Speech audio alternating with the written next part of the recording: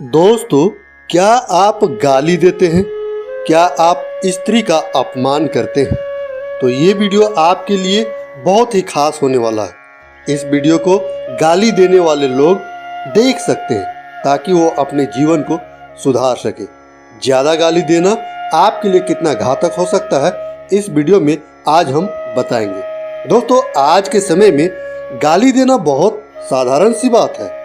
हर छोटी बात पर गाली निकलती ही है, चाहे व्यक्ति दोस्तों के साथ हो या गुस्से में हो, यहाँ तक कि खुश भी हो तब भी गाली दे ही देता है। गाली देना अपमानजनक तो है, इससे व्यक्ति के स्तर का पता चलता है। गाली देने वाला व्यक्ति अपने संस्कारों और शिक्षा का परिचय देता है।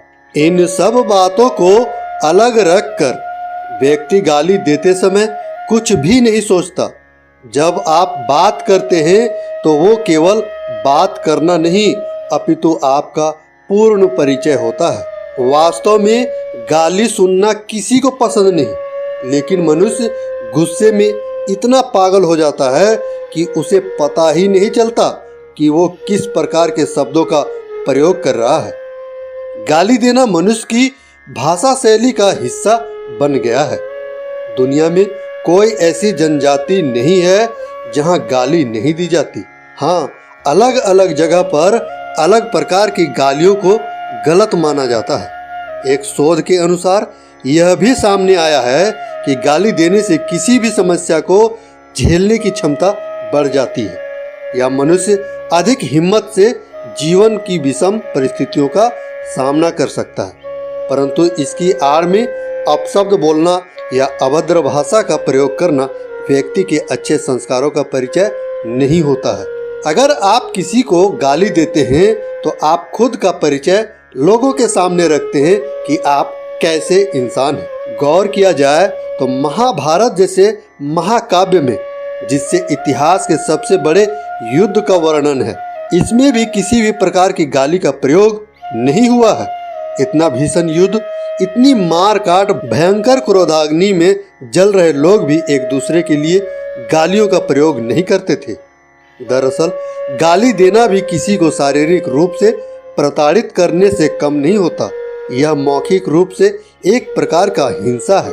गालियों के जरिए आप दूसरे व्यक्ति पर अपनी जिह्वा से प्रहार करते हैं और साथ ही निम्न स्तर की भाषा का प्रयोग करके अपने अशिक्षित होने का भी परिचय देते हैं। यदि आप गाली देते हैं तो क्या होता है, न केवल व्यक्ति की भाषा अपितु उसका स्तर ही गिर जाता है और मनुष्य के अभद्र होने का पता चल जाता है। व्यक्ति के संस्कारों का पता भी इसी से चल जाता है, जिससे यह दोष न केवल उस तक सीमित होता है अपितु उसके माता पिता तक पहुंचता है। आप जिस व्यक्ति को गाली देते हैं वो जरूर आपको भी अपशब्द कहेगा, जिससे आपके संबंध तो खत्म होंगे ही, साथ में आपका मस्तिष्क ऐसी स्थिति में होगा कि आप उसके लिए और भी बुरा सोचेंगे। आपके मन में हिंसा का भाव और भी ज़्यादा बढ़ जाता है और हिंसा बहुत ही गलत चीज़ों को परिणाम दे सकती है। कहीं न कहीं आप गाली देने, अपशब्द बोलने या अभद्र भाषा का प्रयोग करने से दूसरों की बद्दुआ भी ले लेते हैं और किसी भी प्रकार की नकारात्मक ऊर्जा का प्रभाव जरूर होता है। इसलिए अपने अच्छे के लिए ऐसे व्यवहार से दूर रहना आपके लिए बहुत ही अच्छा होता है। कलयुग में लोग नारी को भी गाली देने से नहीं चूकते, जबकि भारत में सदैव ही नारी को उच्च स्थान दिया गया है।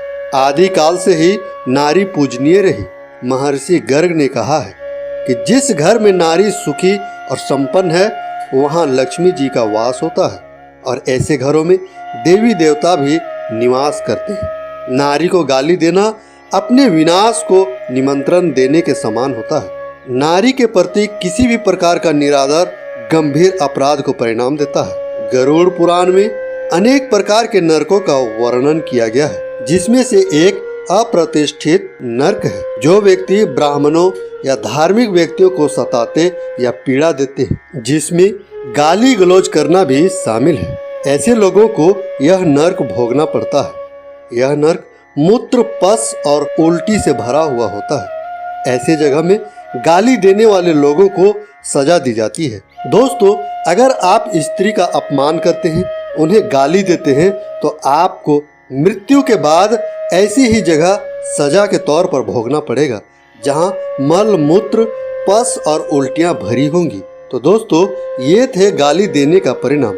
अगर आप उनमें से हैं जो गाली नहीं देते और अगर आपके अंदर इतना धैर्य, संयम और शक्ति है कि आप पर दूसरों की गालियों का कोई असर नहीं होता, तो कोई भी आपका कुछ नहीं बिगाड़ सकता। इसका एक बेहतरीन उदाहरण गौतम बुद्ध ने दिया है।